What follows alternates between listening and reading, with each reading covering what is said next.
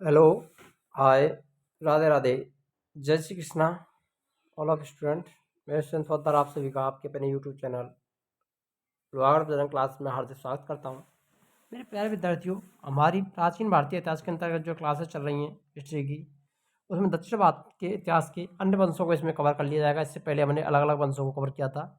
अब जो अन्य वंश है वो इसमें कवर हो जाएंगे। तो देखिए, आज की पहली क्लास को शुरू करते हैं। यादव वंश कवर करने वाले हैं। इसमें पहले देवगिरी के यादव वंश की स्थापना बिरलम पंचम ने की थी।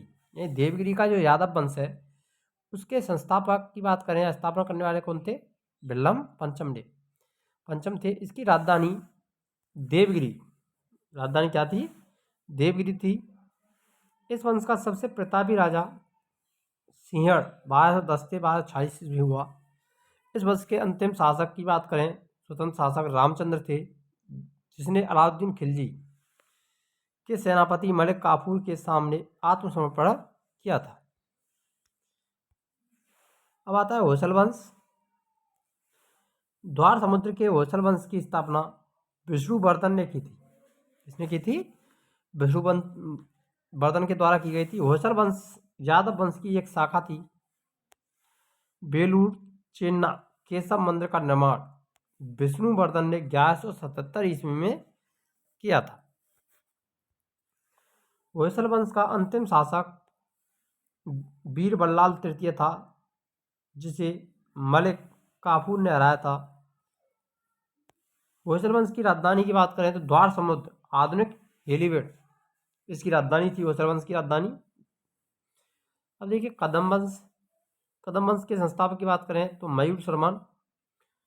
कदम वंश की राजधानी बनवासी, राजधानी क्या थी? कदम वंश की बनवासी थी। संस्थापक यानी स्थापना करने वाले कौन थे? मयूर शर्मन थे।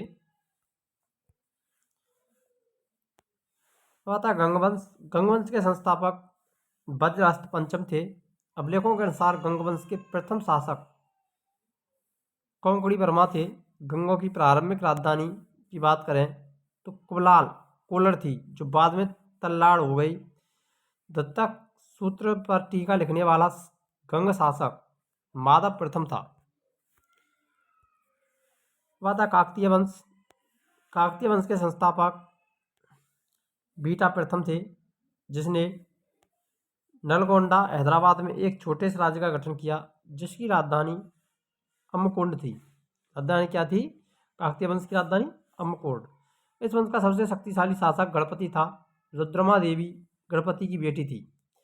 बहुत ही प्रसिद्ध नाम है रुद्रमा देवी का नाम, जो किसकी बेटी थी? गणपति की, जिसने रुद्रदेव महाराज का नाम ग्रहण किया, जिसने 35 वर्ष तक शासन किया था। ये स्त्री होती हुई एक पुरुष की वेश में रही थी।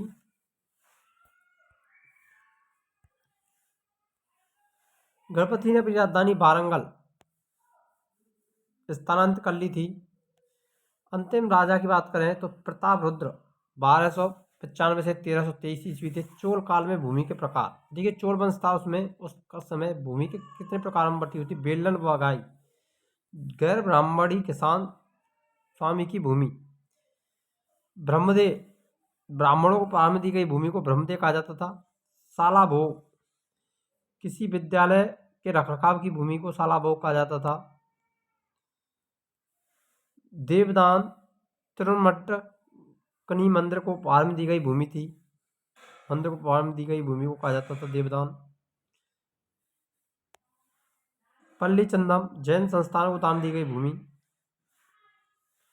उत्तर मेरु अभिलेख के अनुसार सभा की सदस्यता के लिए इच्छुक लोगों को ऐसी भूमि का स्वामी होना चाहिए जहां भूराजस्व वसूला जाता है। उनके पास अपने घर होने चाहिए। उम्र 35 से 70 वर्ष होनी चाहिए। वेदों का ज्ञान होना चाहिए।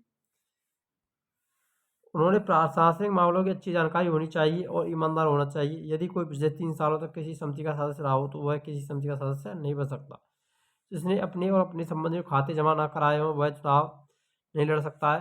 अगर वीडियो अच्छी लगी हो तो वीडियो को लाइक करें, शेयर करें और कमेंट करें। मिलते हैं नेक्स्ट वीडियो में, तब तक के लिए जय हिंद, राधे राधे, जय श्री कृष्ण।